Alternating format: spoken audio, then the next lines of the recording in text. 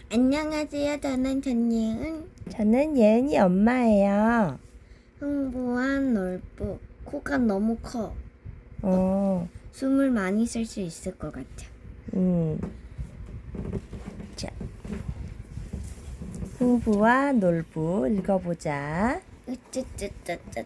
오, 이게 와, 뭐지? 큰 박. 박씨? 박이 나왔어. 음, 어떤 이야기일까? 옛날 어느 마을에 욕심쟁이 형 놀부와 착한 동생 흥부가 살았어. 놀부는 부모님이 물려준 재산을 혼자 다 차지하고 싶어서 흥부를 내쫓기로 마음먹었지. 이놈 흥부야, 내 식구들을 데리고 이 집에서 썩 나가더라. 흥! 흥부는 기가 막혀 놀부 앞에 엎드려 빌었어. 형님, 이 추운 겨울에 어디로 나가란 말이오?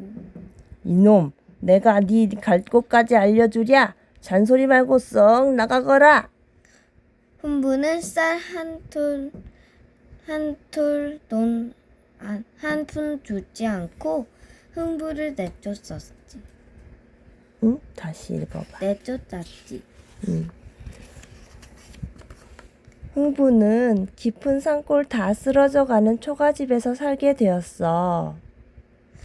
흥부는 나무도 하고 남의 집 일도 해주며 쉬지 않고 일했지. 하지만 흥부네 식구들은 굶는 날이 훨씬 많았어. 아이고 아버지 배고파 죽겠지. 밥 좀 주세요. 아이들은 흥부만 보면 밥 달라 졸라대며 울었어. 흥부는 식구들이 굶는 것을 보다 못해 흥부를 찾아갔어. 응? 놀부를 찾아갔어. 놀부를 찾아갔어. 흥부랑 놀부랑 너무 다시 한번 읽어보자. 흥부는 식구들이 굶는 것을 보다 못해 놀부를 찾아갔다. 형님, 식구들이 굶고 있으니 쌀 좀 주시오. 뭐라고? 내 놈에게 줄 게 있으면 차라리 우리 집 개를 주겠다. 가을이 되면 꼭 갚으리다. 쌀 좀 주시오. 내가 굶든 말든 난 모른다. 썩 나가더라. 싸대기. 놀부는 몽둥이를 가져와 흥부를 흠씬 두들겨 패서 대문 밖으로 내쫓았어. 흥부는 눈물을 뚝뚝 흘리며 빈손으로 돌아왔지. 구렁이다. 겨울이 가고 새 봄이 왔어. 제비 한 쌍이 날아와 흥분의 처마 밑에 둥지를 틀고 새끼를 깠어. 그런데 어느 날 제비 새끼들이 몹시 시끄럽게 우는 거야. 흥부가 가서 보니 커다란 구렁이 한 마리가 제비 새끼들을 잡아먹고 있었어. 구렁이는 입을 쫙 벌리고 하나 남은 제비 새끼마저 막 잡아먹으려 했어. 이놈 썩당 물러가거라. 흥부는 몽둥이로 구렁이를 때려 눕혀 제비 새끼를 구했어. 그러던 어느 날이었어. 제비 새끼가 둥지에서 날기 연습을 하다가 그만 땅에 툭 하고 떨어지면서 다리가 부러지고 말았어. 흥부는 제비 새끼를 보듬어 안고 부러진 다리를 정성스레 헝겊으로 묶어 주었지. 제비 새끼는 곧 나아 무럭무럭 자랐어. 가을이 되자 흥분의 제비는 따뜻한 남쪽 나라로 날아갔어. 겨울이 가고 새 봄이 왔어.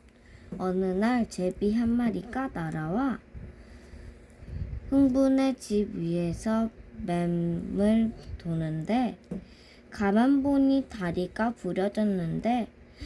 부러졌던 그 제비야. 흥부가 반갑다고 아는 척을 하자 제비가 씨앗 하나를 흥분의 집 마당에 툭 떨어뜨렸어. 흥부가 반갑다고 아는 척을 하자 제비가 씨앗 하나를 아니 이게 뭐야? 박씨잖아. 흥부는 울 밑에 박씨를 심었어.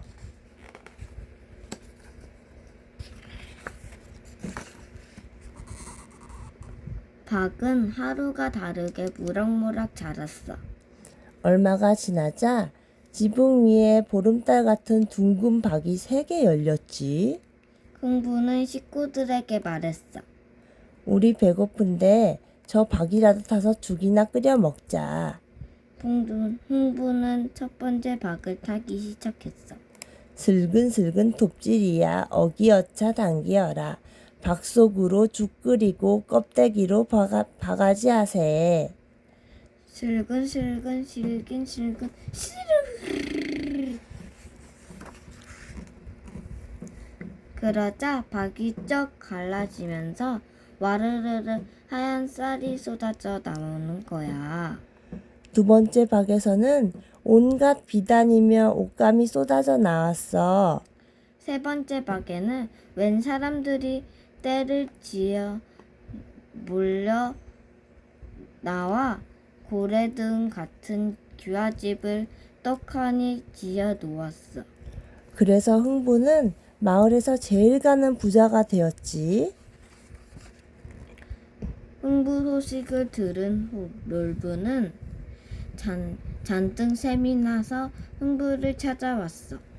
내 놈이 도둑질을 하지 않고서야 어찌 이리 큰 부자가 되었겠느냐? 놀부는 흥부에게 호통을 쳤어. 흥부는 제비가 물어다 준 박씨 덕분에 부자가 된 이야기를 놀부에게 다 들려주었지. 놀부는 자기도 큰 부자가 되고 싶어 산으로 들로 제비를 잡으러 돌아다녔어.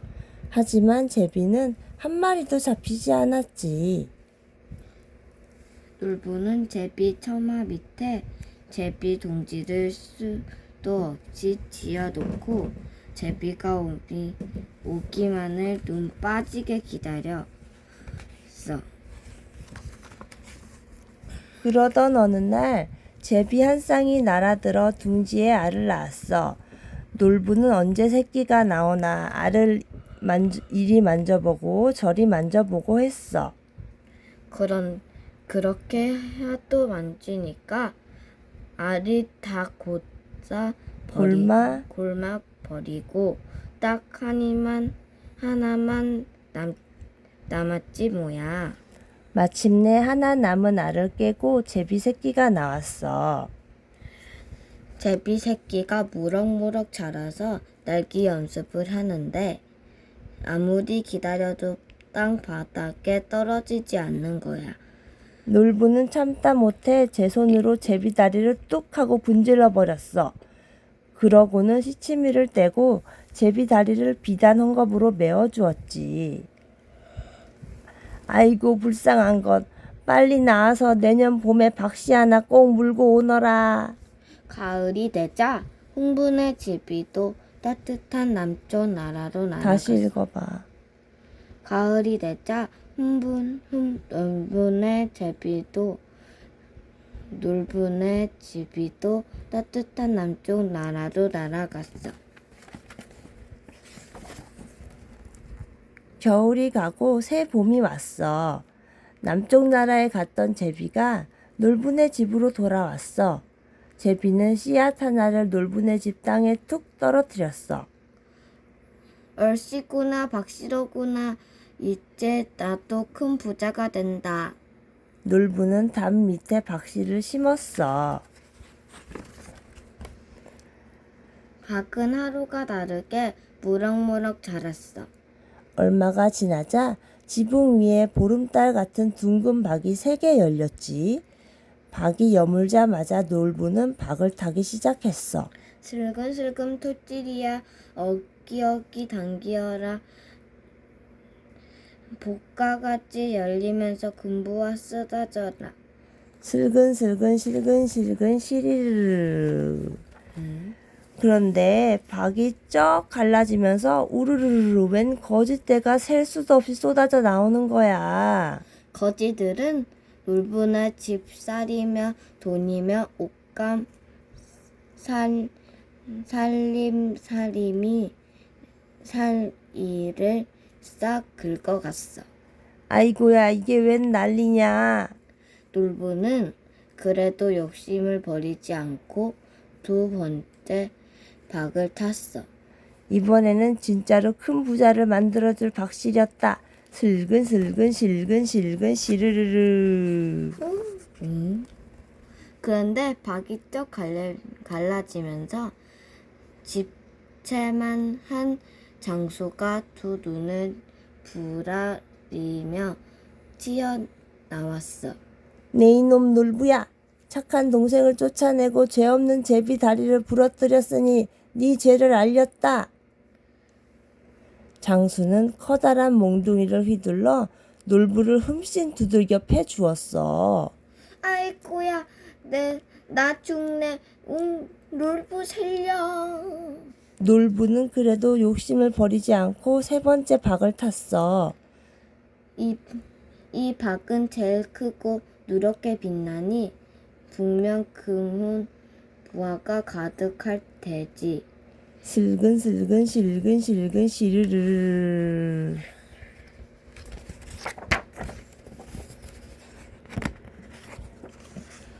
그런데 박이 쩍 갈라지면서 쏴 누런 똥물이 강물처럼 쏟아졌어. 똥물은 끝도 없이 흘러나와 놀부와 놀분의 집을 송두리째 덮쳐버렸지. 아이고야 나는 망했네. 놀부는 전신을 잃고 말았어.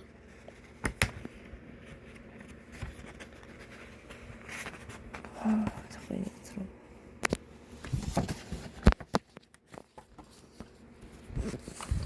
흥부가 이 소식을 듣고 곧 달려왔어. 흥부는 놀부를 자기 집에 데려가 함께 살자고 했어. 흥부는 그제야 자기 잘못을 깊이 뉘우쳤지. 다시 읽어볼래? 놀부는 그제야 자기 잘못을 깊이 뉘우쳤지. 그 뒤로 흥부와 놀부 형제는 사이좋게 오래오래 잘 살았대. 박씨다. 박씨가 또 열렸네. 흥부와 놀부는 우리나라의 대표적인 옛 이야기 중 하나로 착한 사람은 복을 받고 악한 사람은 벌을 받는다는 권선징악 주제를 잘 드러내고 있어요. 이 이야기에서는 특히 박타는 내용이 재미있고 인상적입니다. 아이들은 흥부가 박타는 장면과 놀부가 박타는 장면을 견주며 즐기는 가운데 착한 마음을 가진 사람이 복을 받는다는 진리를 깨우칠 것입니다. 끝. 안녕. 안녕.